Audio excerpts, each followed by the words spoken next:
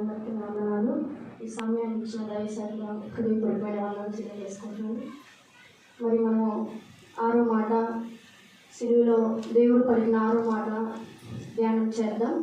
6వ మాట సమాప్తమైనది. యోహాను రాసిన సువార్త 19వ అధ్యాయం 30వ వచనం. యేసు ఆ చెరక పుచ్చుకొని సమాప్తమైనదని చెప్పి తల వంచి ఆత్మను అప్పగించెను.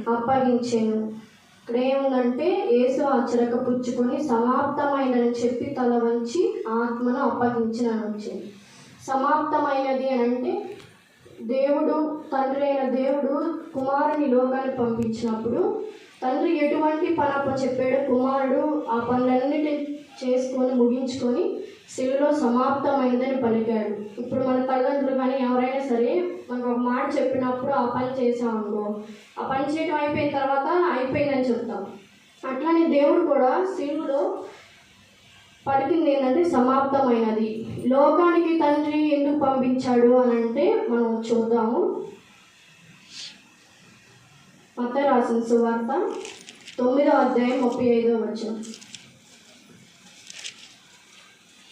యేసు వారి సమాజ మందిరములలో బోధించుచు రాజ్య సువార్త ప్రకటించుచు ప్రతి విధమైన రోగమును ప్రతి విధమైన వ్యాధిని స్వస్థపరచుచు సమస్త పట్టణముల యందును గ్రామముల యందును సంచారము చేసెను. యేసు సమాజ మందిరంలో బోధించుచు రాజ్య సువార్త ప్రకటించుచు ప్రతి విధమైన రోగమును ప్రతి విధమైన వ్యాధులను స్వస్థపరచు సమస్త పట్టణములందు గ్రామములందు సంచారం చేశాడంట. ఈ లోకానికి మనం ఈరోజు ఇక్కడ అందరం కూర్చొని ఈ శుభ శుక్రవారంన ఈ శిలువ ధ్యానిస్తున్నామంటే దేవుని సువార్త అన్నమాట. ఈ లోకానికి సువార్త తెలియచేయబడాలని తన తండ్రి అప్పగించాడు కుమారునికి ఆ పని. అందుకు ఆయన రాజ్య సువార్త ప్రకటించుచు గ్రామములకు పట్టణములకు వెళుతున్నాడంట.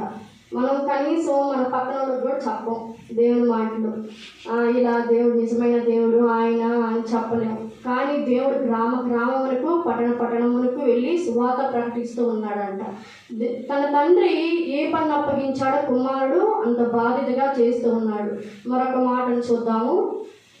మార్కు సువార్త 10వ అధ్యాయం 45వ వచనం.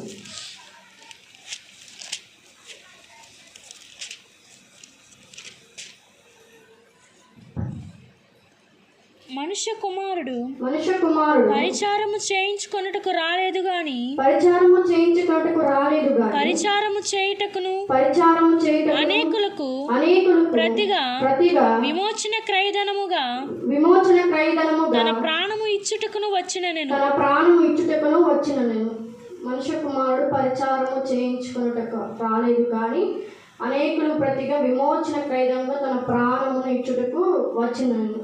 మన పాపాల నిమిత్తం మనం చేసిన పాపాలు అపరాధములను క్షమించి తన ప్రేమను వెల్లడిపరిచి యేసు మన కొరకు సిలువలో ప్రాణం పెట్టాడు. తన పని ముగించుకొని తన తండ్రి చెప్పిన పనిని దేవుడు ముగించుకొని సిలువలో సమాప్తమైందని చెప్పి తన ప్రాణాన్ని సిలువ మరణానికి అప్పగించాడు. మరొక మాటను మనం చూద్దాము. లూకా రాసిన సువార్త 22వ అధ్యాయం 42వ వచనం.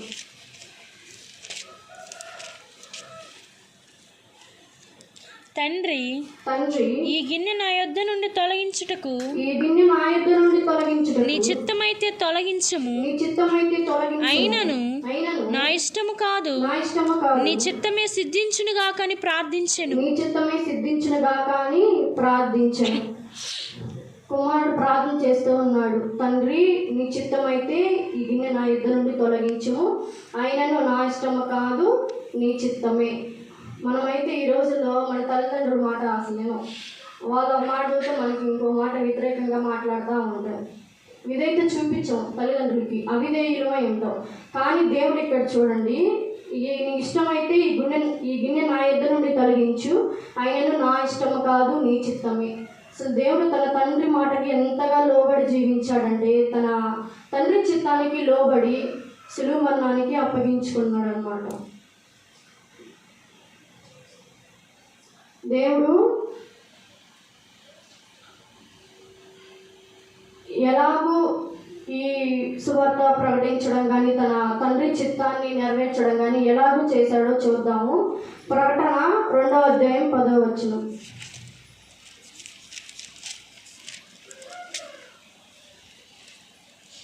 ఇదిగో మీరు శోధింపబడినట్లు అపవాది మీలో కొందరిని చెరలో వేయింపబోచున్నాడు. 10 దినములు శ్రమ కలుగును. మరణము వరకు నమ్మకముగా ఉండుము. నేను నీకు జీవ కిరీటం ఇచ్చేదను. దేవుడు ఈ పనులు ఎలా చేశాడు అంటే సువార్త ప్రకటించడం, తండ్రి చిత్తాన్ని ఎలా నెరవేర్చాడు అంటే మరణం వరకు నమ్మకంగా ఉన్నాడంట. నమ్మకం అంటే విశ్వాసం కలిగి ఉన్నాడు. తన తండ్రి చేస్తాడు ఖచ్చితంగా. నా నామున మీరేమడిగినా నేను చేతిన ఇందాక అన్న చదివాడు.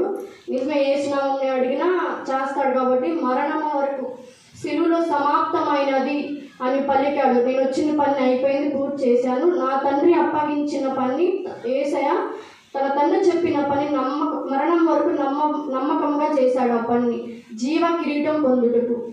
కనీసం మనలో ఆ నమ్మకం, విశ్వాసం అనేది కూడా ఉందో లేదో మనం పరీక్షించుకోవాలి. జీవ కిరీటం పొందుకోవాలి. పరలోక రాజ్యంలో మనం వారసులుగా ఉండాలని యేసు ప్రభు వారి లోకానికి వచ్చి మన పాపమును అపరాధం క్షమించి మన కొరకు సిలువలో బలి అయి ఉన్నాడు. 2వ చూద్దాం. ఫిలిప్పీయులకు రాసిన పత్రిక 2వ అధ్యాయం 8వ వచనం.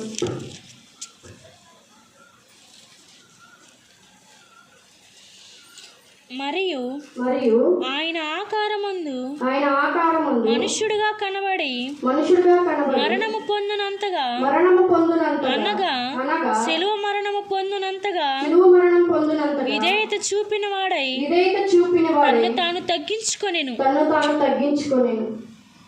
మనుష్య కుమారుడుగా కనపడి మరణం పొందినంతగా అనగా సిలువ మరణం పొందినంతగా విధేయత చూపిన వాడే. విధేయత తన తండ్రి యందు, తన తండ్రి మాటకి ఎంత విధేయత కలిగి ఉన్నాడు కుమారుడు. అక్కడ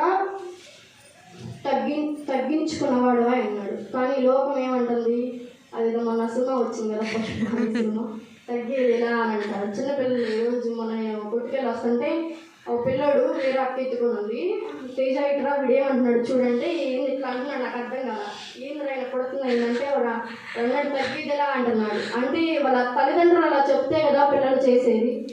తల్లిదండ్రులు చెప్పిన మాటను బట్టి కుమారులు ఆ పని చేస్తూ ఉంటారు. కానీ తన తండ్రి చిత్తాన్ని, తన తండ్రి చెప్పిన మాటని కుమారుడు ఎంత విధేయత కలిగి, ఎంత తగ్గించుకొని లోకంలో జీవించాడు.